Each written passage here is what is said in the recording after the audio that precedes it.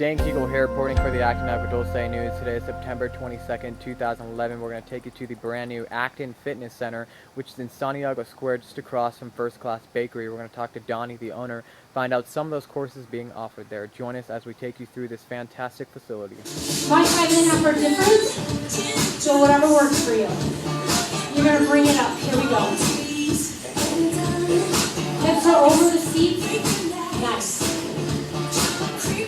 Okay, so you're going to start off 5.5, 6, 10 being the hardest.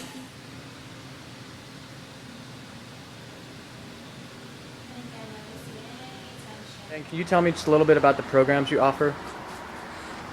We do studio classes, that's for all the ladies, Zumba, mat Pilates, yoga, we have spin, and for the girls that want a little tougher, we got good strength training circuit, 2 different levels. Okay, and I understand if you want to be a part of this gym, you have to have a personal trainer. Is that true? Well, it's not really you have to have a personal trainer, we're giving you one. Our circuit is supervised and we're there to make sure that if you don't know what you're doing, we'll correct you.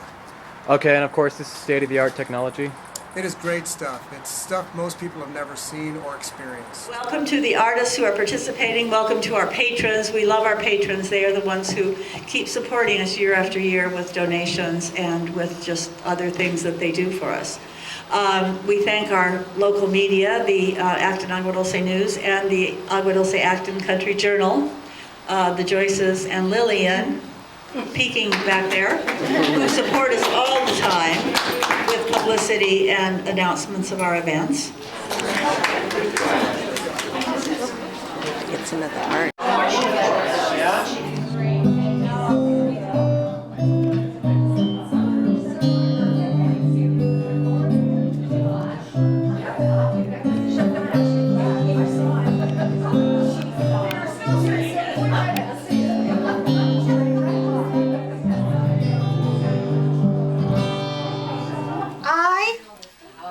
This cram and space because I wanted to get all the little threads really tight together and then leave a space.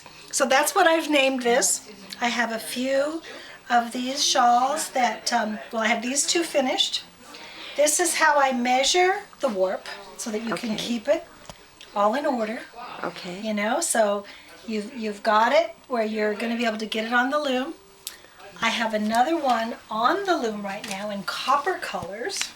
So it's fun and they're very beautiful, it's almost like wearing jewelry. You don't have to wear jewelry or necklaces, but you could wear that. There's about 420 threads and they go through the reed, which is here. And then they need to go individually through each one of these heddles. So you need to poke them through that heddle, which is like the eye of a needle, and that's just what it just takes time. It's not tedious, it's not hard, it just takes time, and you do it in a particular order. So that process takes out, could be 4 or 5 hours that you're just putting threads through. Take a break every once in a while and get back to it. The weaving, it doesn't take a long time on this. I would say a few hours to weave it off then. The cool thing is they're not woven, although they look woven. They're all cut. Okay. And each of these individual ones end up looking like this. Okay. So then what you do is when you reverse them, then you end up with, instead of them all being, lined up like this, okay. When you reverse them, that's what gives you the separation so that you can get your slats in there. It's an illusion. It truly is. And so there's no stress on the wood. Pastor Fish, okay, tell me what the name of this is. This is called White for the Harvest. Okay, now explain it. Okay, you have, I look at it as different flowers are creating, and this white is just like for the harvest that you're gonna pick this next. So I created it. It's kind of odd how things are swirling, but you're drawn to the center of the whites. You're gonna pick these first. Flowers, white for the harvest. Yeah, this is Susan Crawford. Okay. Charity. Oh, yeah. beautiful pieces. She also has some of her work at Chimera, which is a tattoo shop in Lancaster. The stats were minimal for last month. We had 16 traffic collisions, which is very good comparatively speaking as to previous month. 10 of which were property damage only, 6 were injury involved.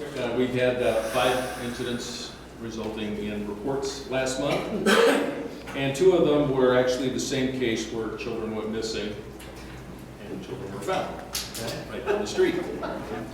And then we had 1 worthless documents, forgery of a check, and 1 suspicious circumstance. CERT is an acronym. It stands for Community Emergency Response Training. The Los Angeles County Fire Department offers this training. It is 20 hours long.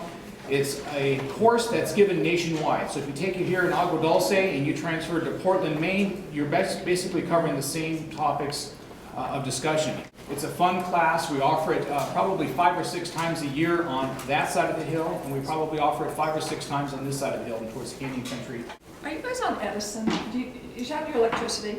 Yes. Are you aware that Edison is going to be changing out your meters? Yes. Did y'all get that notice? No, we know it's happening. Everybody's talking about it. Okay. Smart meters. They will have the ability from where they sit in their comfy chairs to turn your electricity off and on. The city of Santa Clarita is moving forward to purchase some property off Agua Dulce Canyon Road between the 14 and swing down to Soledad. It's really along Soledad where we have the trailer parks, Rivers Inn, etc. I wanted to give you guys a brief update on the Santa Clarita Valley Area Plan Update, also known as One Valley, One Vision, and I think the last time I was here to present to you on that was in March. On September the 28th, our Regional Planning Commission blessed the plan, so it'll move forward now to the Board of Supervisors. Could be January or very early next year, and the board will have the final vote for adoption.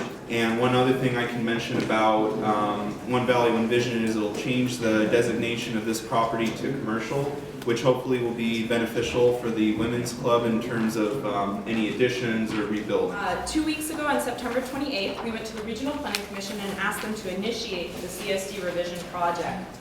This is a formal step in the process which asks them to give permission to us to come to a public hearing. So we say, we think we're ready to come to you again. And they say, okay, we'd like to see you again. With the draft CSD and necessary environmental documents and noticing. So that would be an initial study or a mitigated neg deck or an EIR, depending on how the project goes. So now we just need to finish that draft and start on our environmental documents and send out notices. When we went out to the community meeting, we had a lot of folks say, well, the language now says any CUP, any conditional use permit. It says discretionary projects, which are conditional use permits. That was the previous language at the May meeting.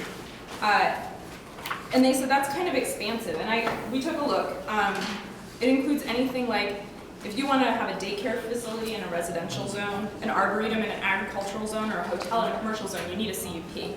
So it was really saying you have to do trail standards for every kind of development project that requires any additional approval from us. And so folks at the meeting said, well, that's kind of extreme. How about subdivisions? So that's where the language went, and it actually went to the town council, and I think you had some folks present, Mary presented, I think, on that. So then you approved that and you sent it back to us. So we've made that change, that's in there.